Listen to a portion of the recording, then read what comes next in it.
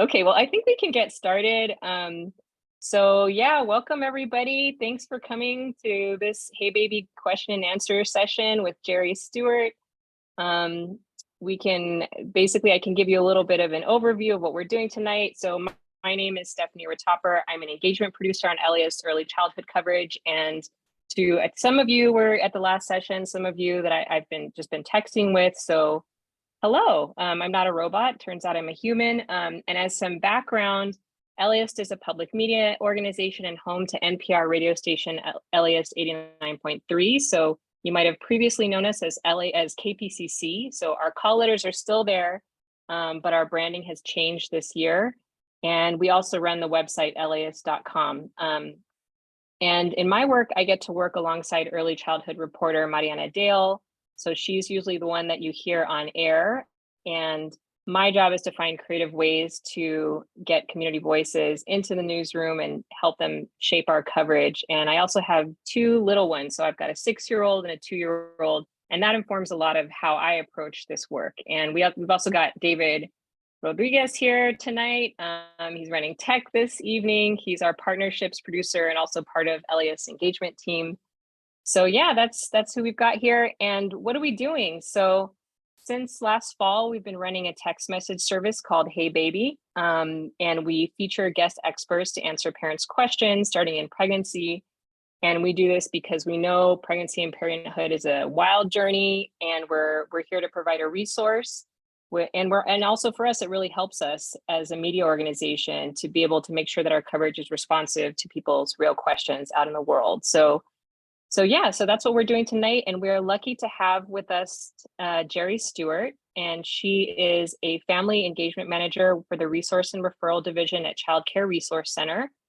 She has over 25 years of experience in the child development profession. So she's worked as a parent educator, an infant and toddler teacher, a preschool teacher, and center director in both the public and private sectors. So she's really bringing a wide range of experience to this question and all the complicated mess that that childcare is. So yeah, we're really lucky and happy to have her with us. So anyone who's here, if you have a question, you can raise your hand and you can ask your question, or you can enter it into the chat at any time. So we're going to start out, and actually, David, you can take down the screen share. And maybe, Jerri, you could kick it off by just telling us a little bit about yourself. So what was your journey into doing this kind of work, and what is your job anyway? Yeah, thank you, Stefanie. So as Stefanie said, my name is Jerri, and I like to start off by saying I'm a wife, a mom, and a daughter. I am a sandwich generation mom, meaning I have children and parents that I'm a caregiver for. My children are pretty much adults now. I have a 21-year-old daughter in college and a soon-to-be 18-year-old son who is a graduating high school senior. A little bit about my background, in a nutshell, I like to say I was born and raised, I was born and raised at Cal State Northridge at CSUN.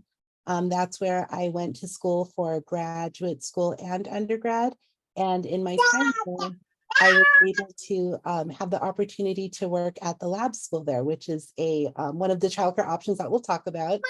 But I started out at the lab school as a teacher.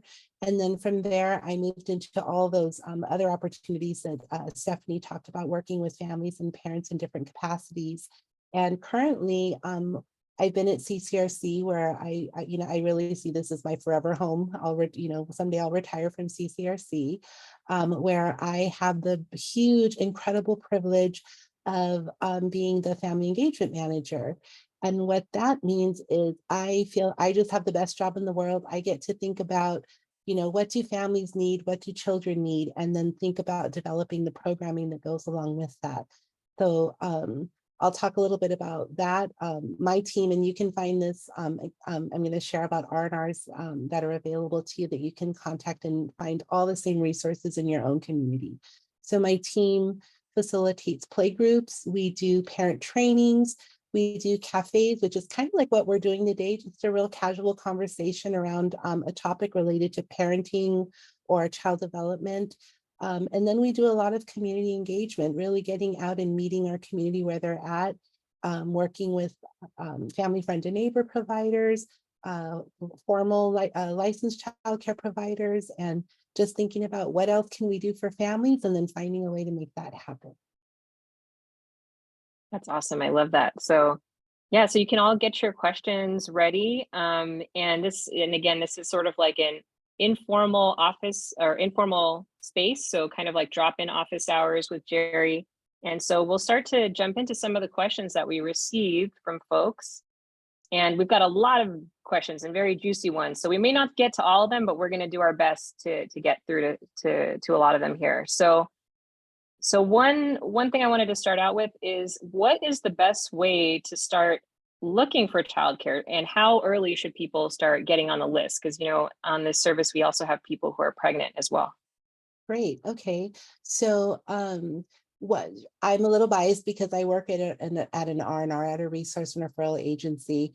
That to me is really the best place to start when looking to make a childcare plan for your family or looking for resources in your community. R&R agencies are located in every city, every county. Some of them are standalone nonprofit agencies like Child Care Resource Center, CCRC, where I work, and some are attached to school districts or other types of organizations. And thinking about when to start looking for childcare, it really depends on what a family is looking for, because there are so many different options. There are many centers, for example, that do have wait lists that are really, really popular. Some can be a year or 2 years long that parents can be on a wait list. Some do allow parents to get on the wait list while they're expecting.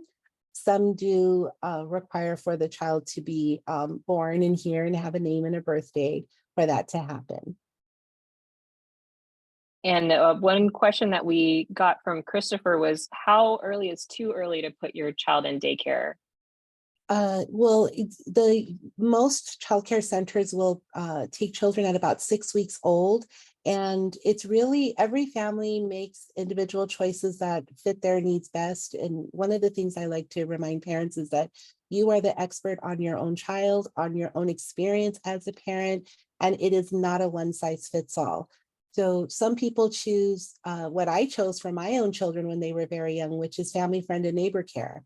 That's a grandma, an auntie, a neighbor, a loved one who isn't licensed and provides care for children. So it really depends on what parents are looking for. I would say maybe 6 months to a year before you think you're going to need care is a good time to start looking, just because you might fall in love with a place that has a wait list, and the earlier you get on the list, the more, the more likelihood that there is that you'll get a space for your child. Oh, you're on mute, Steph. I'm on mute. So Ariella was asking, can you clarify the different types of care options that are available? Absolutely. So there are 3 main categories. There are what I mentioned, family friend and neighbor care, which is informal, unlicensed care where people are not required to be licensed. There are family childcare homes, which really are wonderful.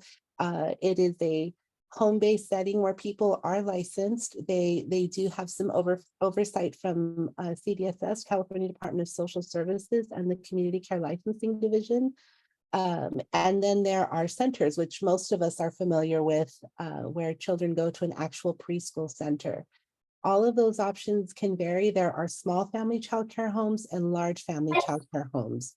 A small family childcare home is going to be licensed to care for up to 8 children, and a large childcare home can provide care for up to 14. An FFN provider, who is someone who is not licensed, they are allowed to care. That's family, friends, and neighbors. Yes, family, friend, and neighbor care. They can care for the children in their own family and one other family. So if it's a grandma, she can take care of all her grandchildren, but she can't take care of the neighbor's children too. So it's your own plus one more. Oh, that's really interesting. And I think one thing that's interesting about family, friend, and neighbor care is you can sometimes get that person paid as well, right? I wonder if you could talk a little bit about that. Yes, so there are, one of the things that I want to share with all of you is that many people think that they might not qualify for childcare financial assistance. And right now, the thresholds for that have changed in the state of California. So a family of 4 can be earning up to $7,900 a month. They could qualify to get childcare financial assistance. And what that means is an agency like mine, like CCRC, that has an alternative payments program, administers those payments to the provider that the parent has chosen. So it can be an FFN provider. You can get your mom paid to pay for your child, or your neighbor to pay for your child if that's your choice, or a center or an FCC. There are some caps, some limits to what childcare financial aid assistance looks like in terms of the payment. So if a provider charges $10,000 a month, I'm just throwing a crazy wild number out there, maybe childcare subsidy is going to cover $5,000 and the family would be responsible. That was a bad example. That was like way too high of a number.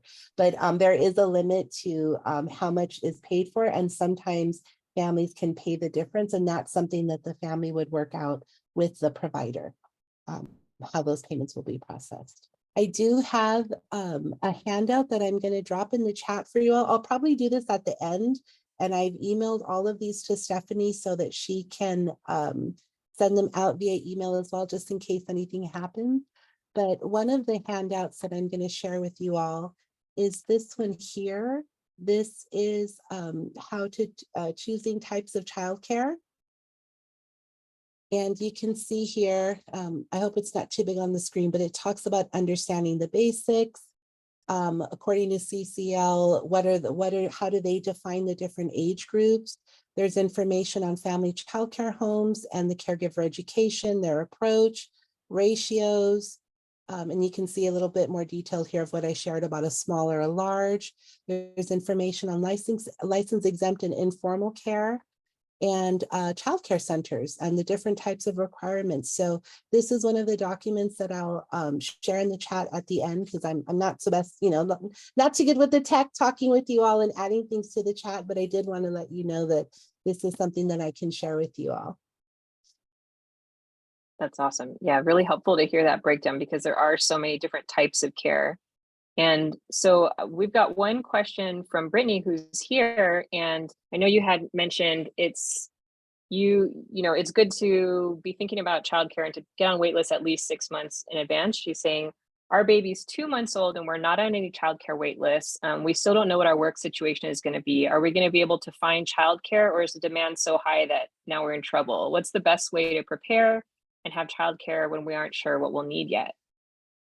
So for infant care, if you're thinking about something soon-ish while your baby is still an infant, that most people tend to choose family childcare homes or license exempt FFN care for young babies.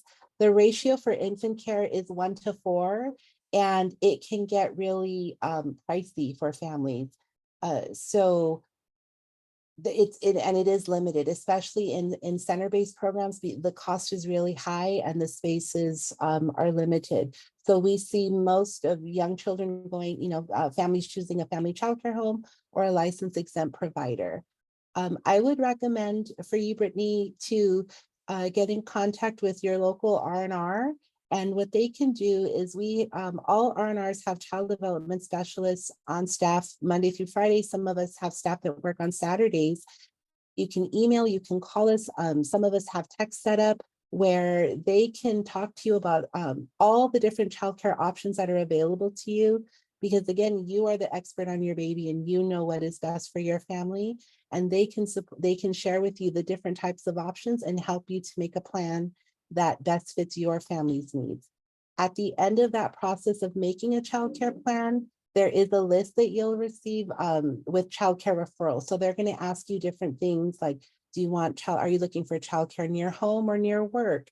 They're going to ask a lot of questions about what's important to you and what are you looking for to help you make the plan that best suits your family's needs. So you can actually do that at any time and have that list of providers at the ready to go and explore when the time feels right to you. And we have a set of questions that are all about kind of criteria for, what to look for when you're deciding on a childcare environment. So Alexis was asking, what are some things to look for in a home daycare setting to make sure that it's safe and clean and an overall good option for my baby? I think you might have addressed this already, but Christine was wondering, are there ratios around childcare? And Heather Yes. here in the chat also has a question about accreditation. So, what kind of accreditations or licenses should we be looking for? And, how can we verify that? Absolutely. So I'll start with childcare ratios. I'm going to just show a quick visual. And again, these are all things that I'm going to share out with you at the end. This is a handout from Department of Social Services that shows a small family childcare home can care for 4 infants only, or 6 children, but no more than 3 of them can be infants. Or they can have 8 children, but no more than 2 can be infants and 2 school-age children. And this is for family childcare homes. That's for small. This is some information here for large. And on one of the other handouts that I shared earlier, where it talks about center-based childcare, it has the information for the ratios on there as well. So this is one of the things that I can share with you, just to be familiar with the ratios. In terms of how to choose childcare, there is a really cool handy dandy checklist that I'm going to share with you all here. It is kind of long and detailed. And what I like to tell parents is this is kind of like a guide map. This is not something, oops, sorry, I hit the wrong button. I apologize for that. This is not something that you need to go through, every single question with every provider, but it has questions about qualifications. You're asking, what are the teachers' qualifications? It covers COVID.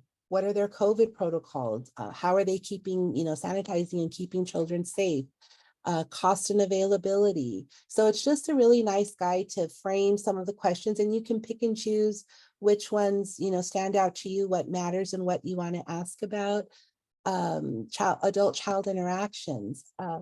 For me, one of the things that I like to tell parents is COVID has changed this just a little bit, and really just the world we live in today.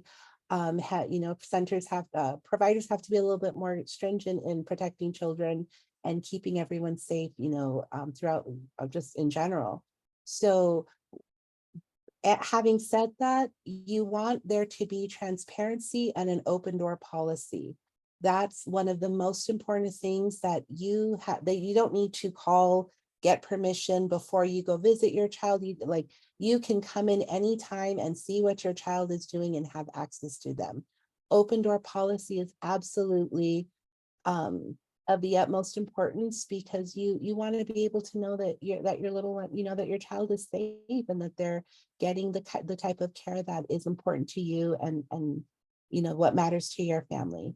So definitely asking a lot of questions in terms of teacher and staff qualifications. It varies. For example, at a Head Start preschool center, the teachers are there's different levels of teachers, but there are education requirements. Most of them have to have a minimum 15 units, college units in child development. To be a master teacher, you have to have a bachelor's degree. So centers, and centers are really similar. For family childcare home providers, it's going to vary. Some family childcare homes, we call them FCC providers. So I'll just for brevity, I'll use FCC. So FCC providers, some have taken college courses, some have up to a master's degree or beyond, and others attend trainings at R&Rs like mine. We offer free trainings for childcare providers to support them in the business that they do of caring for children. So it's really going to vary, and those are some of the questions that you can ask when looking for a potential provider for your child.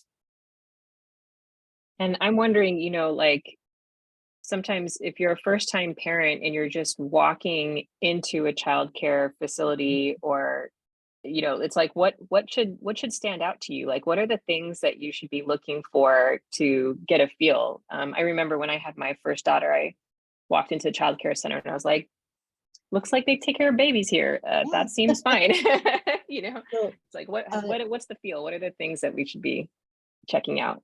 Sure. So you want to, it should be an environment that's set up for children, whether it's a home or a center, an FCC or a center, you know, a childcare center. It should be something that's set up for children. One of the things I would watch for is it's really good to go when you're doing a visit to go at drop-off time or pickup time to see how do they engage with the parents, how are they helping children transition, into care, because lots of children cry. There's some kids that's their routine. I remember being a preschool teacher and they would cry every morning when they came into school. And I would promise the parent, you know, I promise you within 10 minutes, they're going to settle, they're going to be playing with their friends and all's going to be well. So being able to observe at those times and how are they engaging with the children? Are they coming down, bending down on their knees to the children's level to have eye contact when they're talking with them? How are things displayed in the room? Does everyone's artwork look the same, for example? That, we know that young children learn best through play, and their artwork shouldn't all look the same. It should be, open-ended creative experiences for them, and it should look like it was made by a toddler or a preschool teacher, or a preschooler, not something that everyone has to do it the exact same way. There should be signing, sheets to sign in and out so that that they're keeping track of those things, looking at how many staff are available to the children, that are available caring for the children. Are they keeping in ratio or are they over capacity? If I saw one of the questions people were asking, had questions about mealtime and what types of things are served there. So asking, that's important to your family, asking, do they provide the meals? Do you bring the meals? In looking for infant care, one of the babies should not be on a schedule in care. It shouldn't be everybody naps at this time, they eat at this time. In infant care, the caregivers are really supposed to follow the infant's lead. And when there is a schedule, it's at the parent's request. If the parent says, the baby naps at this time, the providers will do their best to help the babies nap at that time. But they're really there to follow the baby's schedule. So that's the one time when there's not a schedule. When they reach about toddler age and they're in toddler care, that's when we start introducing, inside time, outside time, circle time, story time, snack time, to start building those routines. And really, it's about helping children learn to regulate and to understand how to follow a routine so that when they get to kindergarten, when they get to school age and they're asked to sit in a desk, they've had some practice with those things. But definitely an environment that's set up for children that is safe, that is clean. You don't want to see cleaning materials left out. All of those things are supposed to be locked in lock cabinets, put away without children's access, without children having access to them. For children, toddler age and above, they should have water that's available to them to drink, whether it's a little pitcher that they can go serve from, or something available in that way. There should be proper refrigeration for infant formula, breast milk, those things that are brought on site. You can ask to see how those are stored, and generally bottles are labeled with babies' names. They're in a basket in the fridge, just to make sure that everyone's getting what is intended for them. And ultimately, how are they engaging with the children? Do the children look comfortable? I don't like to use the word happy because that comes and goes, and with toddlers it changes minute to minute. But are they comfortable? Do they look like they feel secure? If it's babies, are they holding them? Are they comforting them? Is it a warm, supportive environment, and is it safe? I love it. That's really, really helpful. All of those tips are really great.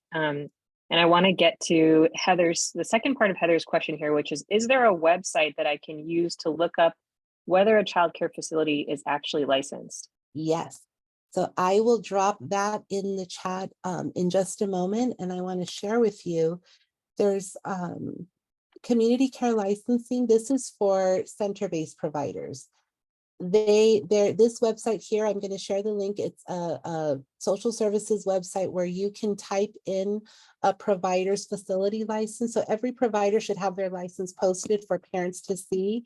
And when you're researching them, part of what you'll get on your childcare planning referral list that you would get from the R&R will include their licensing information, where you can look them up with CCL to see, are there any, what complaint allegations may have been made in the past? what was substantiated, what was unsubstantiated. So this is a great resource for parents to go here and caregivers.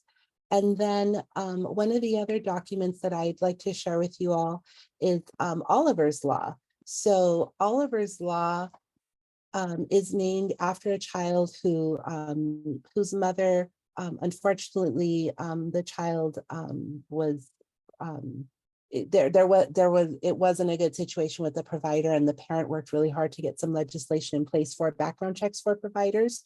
So this says, parents have the right to get information about any substantiated or inconclusive complaint about providers that you choose for your child. So this here is specific to our agency. It has the community care licensing office phone numbers here where it says CCL.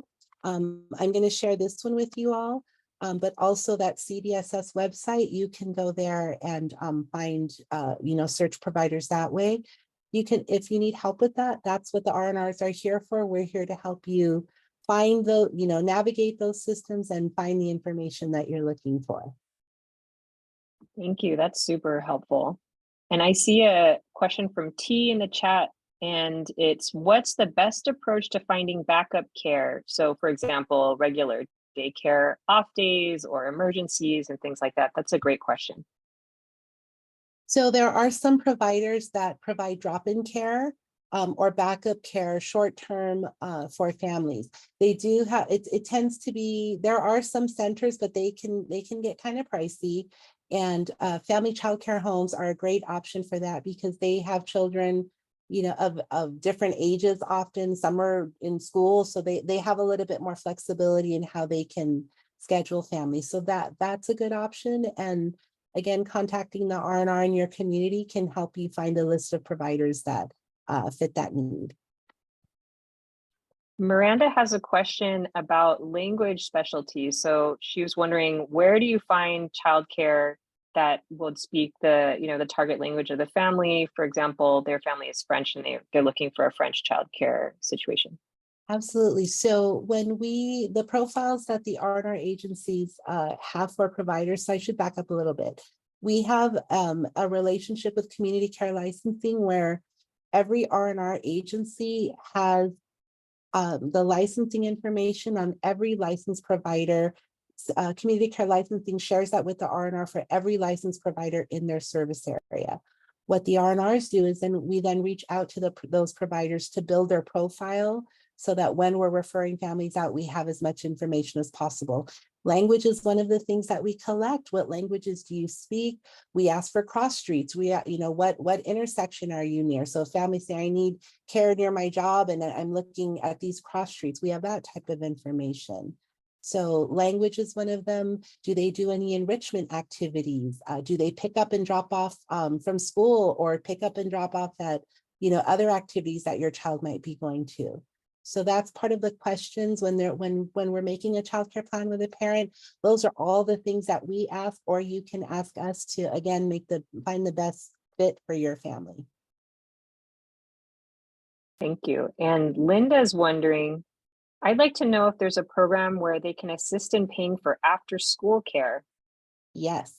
So I want to just drop in the chat that again, families can be making up to $7,900 a month for a family of 4 and qualify for childcare. The best way to find out if you qualify and if you can get assistance paying for childcare is to contact your R&R agency, and they can connect you with the alternative payment staff. We are at our agency, it's called our Childcare Financial Assistance Division. It might be called something different at other places, but there is some initial screening that we can do for what's called presumptive eligibility, asking you some basic questions about your family makeup and your income that can, we can say you may be eligible for this. Then we would connect you with staff in the alternative payments program. For us, it'd be the CCFA division, and they walk parents through that process of applying and qualifying, and then send them back to us to help choose a childcare provider. And it's definitely available for school-age children. For after-school care, families can do it just for summer school, or for summer care. If you're working and your school-age children, you need somewhere to take them, or for spring break. R&Rs can help you to find that as well and get it paid. That's really, yeah, that's interesting. I didn't realize that R&Rs provided services also for school-age children as well, Yeah, and and we assistance in do. that area. Yeah, we do a lot of work around this time of year so that we're ready for those families that are looking for something for the summer. Because sometimes summer camps can, if they're licensed, or there's also license exempt centers that can be parks and recs, those that run summer camp programs. There's a great one out of CSUN, Cal State Northridge, that as long as they accept alternative payments for childcare, families can choose that as well. So let's talk a little bit about nannies, because we have a couple of questions about that. Can you talk a little bit about nanny shares? What is that? What are some of the pros and cons? And also, what are some good questions if you're looking to screen a potential nanny? The first thing that comes to mind when screening a potential nanny is CPR and first aid and a background check. Excuse me. Many nanny services do. Many R&Rs have the nanny referral agencies that are in our service area in our referral database, so we can support families in finding a nanny. If I were looking for a nanny for my children, I would want to make sure that they had a current CPR and first aid certification. And because they are not licensed, there is another service, another background check that doesn't go through community care licensing. It does go through, I believe it's through CDSS as well, and it's called Trustline. So you can pay to have anyone who's going to care for your child, you can ask to do a Trustline background check on them. And what that means is they run them through Megan's Law, through all of those referral databases to make sure that there's nothing known to any, state entity why this person wouldn't be safe around children. So definitely CPR and first aid, a background check. And it's really going to vary family to family. Some people want some, that what are their values that they're thinking they want, this caregiver that's going to be with their little one all day long. Those are the types of things that you would think about. Is it important to you that you have someone who has access to a car or has a license and can drive your little one to activities? Are you looking for someone who's going to do more activities at home with them and prepare home cooked meals for them? It really depends on what the family's looking for and yeah, just that background check and CPR would be the main ones for me. And then thinking about really what matters to you. What do you envision your child's day looking like with that nanny? And then try to find someone that aligns with that. And what are nanny shares? So that is when families can group together. Sometimes the nanny will alternate between a couple of people's homes and they take the children there to care for them. I would have to look into the ratios for that. It might be similar to license exempt care, because again, if a caregiver, be it a nanny or any individual, is caring for children from different families, they usually have to be licensed. So there are informal care networks, there are co-ops that a lot of those came up during the pandemic where families were working together and doing childcare in that way. And that's where families can share the cost of a nanny, and then they work out with the nanny where the children will be cared for. That's great. That's really, really helpful. And I want to make sure, I know if Heather, you're still here, if we addressed your question about accreditation and licensing, we talked a little bit about that at the beginning, but let us know if you have a follow-up for any of that. So we also received a question about work schedule. So, Hannah had talked about the fact that it's sometimes hard to find childcare that even covers your 9 to 5 schedule. And I know that you're often dealing with families that have non-traditional schedules. So can you just talk a little bit about that? Sure. So there are some centers, there's not a lot of them, but there are some centers that provide what we call non-traditional hours. Most providers, centers and family childcare homes, their hours are generally like 7 to 6, sometimes 6 to 6. There is a limit, and I'm drawing a blank on it right now, but I believe children can't be in care for more than 11 hours a day in childcare. There are providers that offer non-traditional hours, so they do evening care, they do weekend care. There are some that provide overnight care. Most families that, and even when families get childcare financial assistance, they can choose more than one provider. So their child may qualify, they may qualify for Head Start, and Head Start ends at 5 o'clock, but they can choose a provider that does pickup and will pick up their child, bring them to a family childcare home, and watch them into the evening until the caregiver is, able to pick them up. So there's that option as well to do blended care. Most families that work a non-traditional schedule or a variable schedule, they work at Trader Joe's, they work at Target. So, that type of schedule where it changes week to week tend to choose family childcare homes because there is a little bit more flexibility in their hours, and more of them do that non-traditional schedule where they offer more evening and weekend care. Yeah, that makes a lot of sense. And on the topic of family childcare providers, so Grace had this question, if you're considering daycare based in someone's home, what are some things to consider? So again, safety always first. I would look at the CCL transparency website when you find a family childcare home provider that you think might be a good fit for your family. I would go to that CCL website that I shared with you all, and look up to have there been any licensing violations or thing that were substantiated that happened there. There shouldn't be, if there's pets in the home, they shouldn't be interacting with the children. If there's a pool, it should be gated and fenced.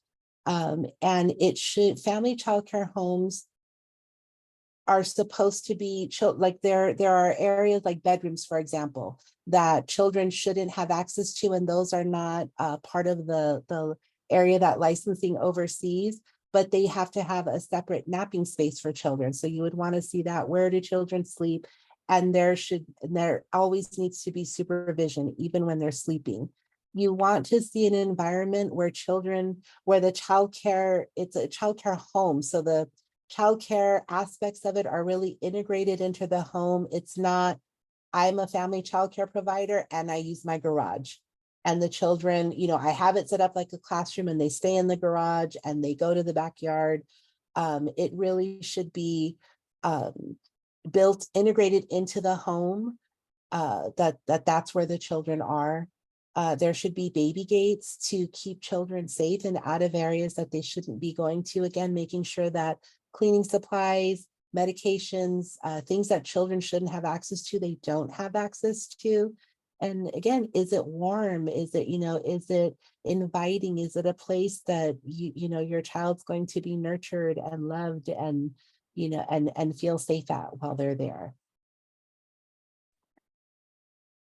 That's great. And I see Heather has a follow-up question here.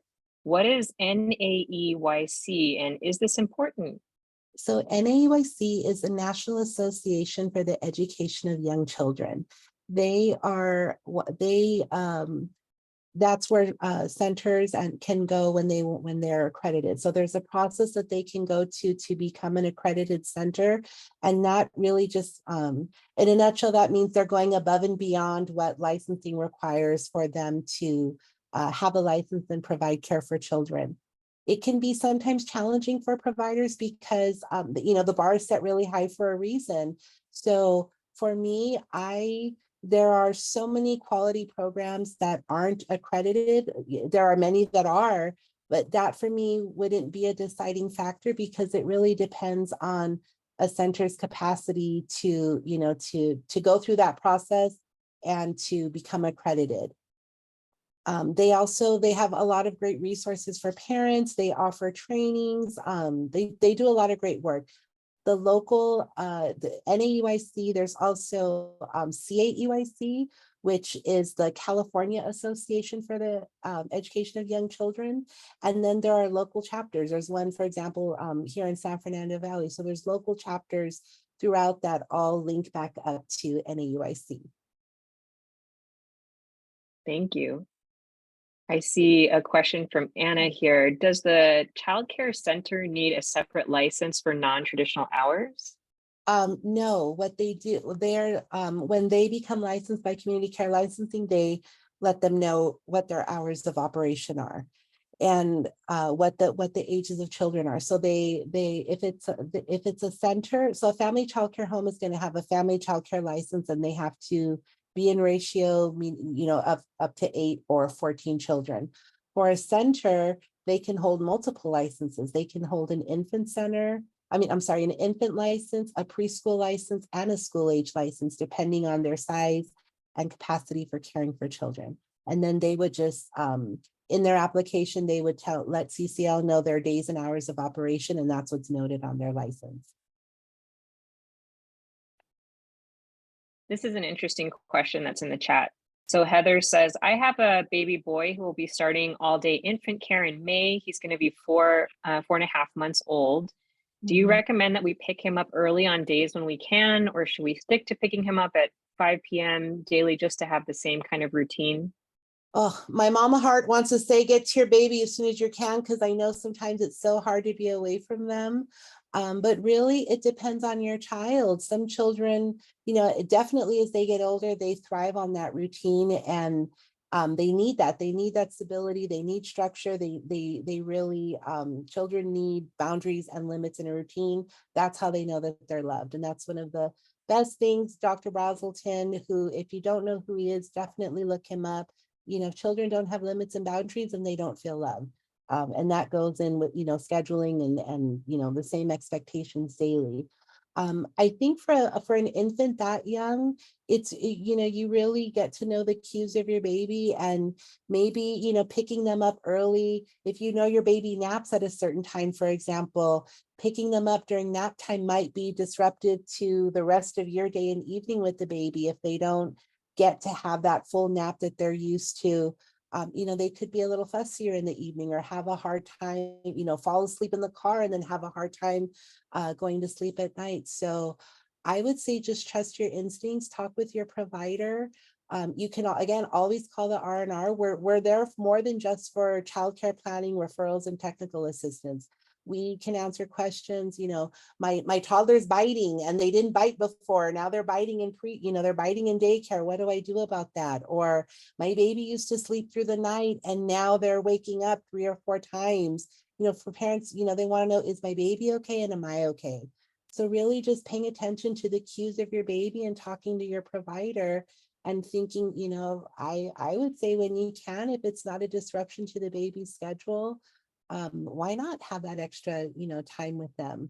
But also give yourself that grace to know sometimes it's okay if you might get off early and you might want to go walk around. I keep saying Target, but walk around Target for an hour by yourself and just have a little bit of decompression time.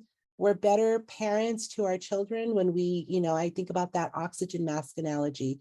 Putting on your oxygen mask first goes against our instincts as parents, but there's a reason for that. So giving yourself grace and knowing, sometimes it's okay to just need a little bit of space. Sometimes it's okay to work from home for a day and still take your child to childcare, because one, it helps with their routine.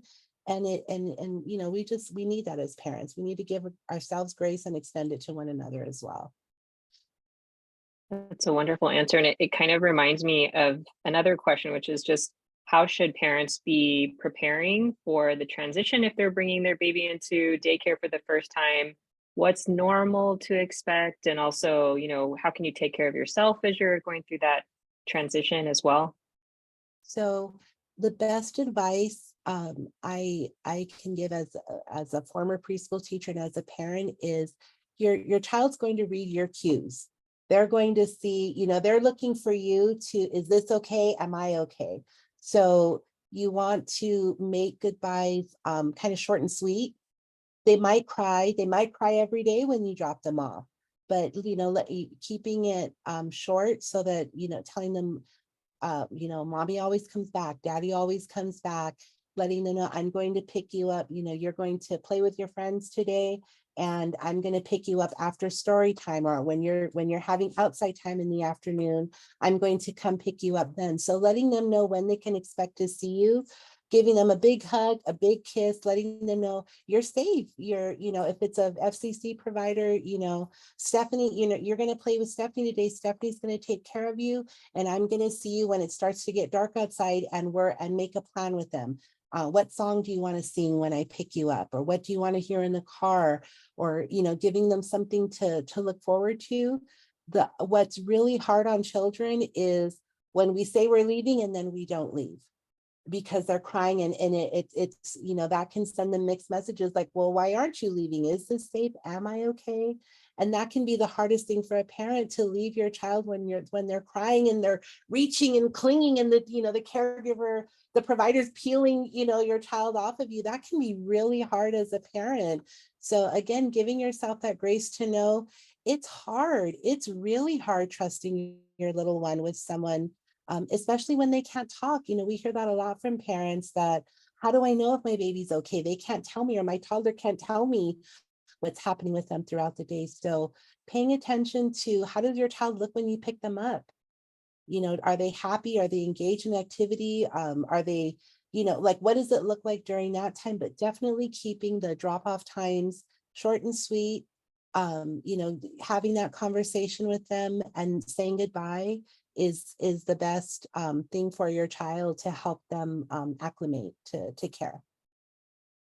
Yeah, and then you go to your car and you have a chocolate bar for yourself and some Yes, tissues and yes, and have a friend on speed dial, your partner, yeah, where it is. And again, just, somebody. it's hard. It's hard for all of us. And I promise you will get through it. I promise you will, and your child will be okay.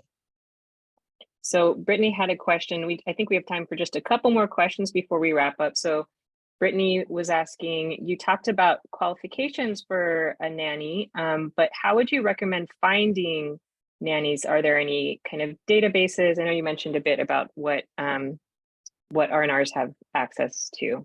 Yeah, so those are the types of things that we would refer parents to. Is we don't have a lot of individual nannies, for example, who are in our referral database, but there are some different services out there. I would just, different websites. There's a lot of different things popping up that we see to help families find childcare. What you want to look for is, are they doing background checks? What are the qualifications in choosing what type of service you're going to go through? But I would look at a couple of them, Google what's available in your area, and then they look at what are, how do they vet the nannies that are on their website that they're making available to parents to screen and to potentially choose. And then having a conversation, maybe going on a play date to see how do they engage with your child, asking them if it's a baby, what a lot of caregivers bring with them how they were parented or how their experience was when they were younger. So asking questions is not only okay, it's needed to know what is going to, how are you going to handle it when my toddler tantrums? Or, it's really important to me that you hold my baby when you feed them, and hold them until they fall asleep. And it's important that they sleep, you put them to sleep on their back. You want to choose that. You want to make sure that nanny is going to understand and do those things that you're asking them to do with your child. And then connecting with an R&R again, to, after you've done that, either before or after, to kind of do a debrief, and they can help you think about some other questions and things that might be helpful, or point you in the direction of a referral service that could help you to choose the best fit for you. As you're Thank you. going to the next question, Stefanie, I'm going to drop in the chat the links on how to find childcare. So this first one that I'm sharing is for LA County. If you are in LA County, you can contact the Child Care Alliance of Los Angeles. And if we have time at the end, I can show you their website and where exactly to navigate to find a provider. If you're looking for care outside of LA County, anywhere in the country, you can go to Child Care Aware. That is the national organization that I'm dropping in the chat. And there's a new website, new meaning it's like 2-3 years old, in California, that's run by CDSS. This is, it's called My Child Care Plan. And families can go on here and search for a childcare provider in their community. You start by answering 5, simple questions. And then this site is pretty cool. It's actually set up where, we all want, where's Yelp for families? Where is Yelp for family childcare? Where I can see reviews from other parents, I can see pictures. This website, My Childcare Plan, actually gives providers the opportunity where they can upload pictures and bios and profiles and share some information for families to see it when choosing childcare. So I just put all of those in the chat for you as well. That's awesome. Those are all really helpful. And that goes to T's question here, was how to find the local resource and referral center R&Rs. So yeah, thank you for sharing all of that. So maybe we can just close it out with, if there's, and what's one big piece of advice or takeaway that you'd want people here to leave with? Gosh, you are the expert on your child. You know what, there is no one size, it's what I said at the beginning, there's no one size fits all for that's going to meet the needs of every family.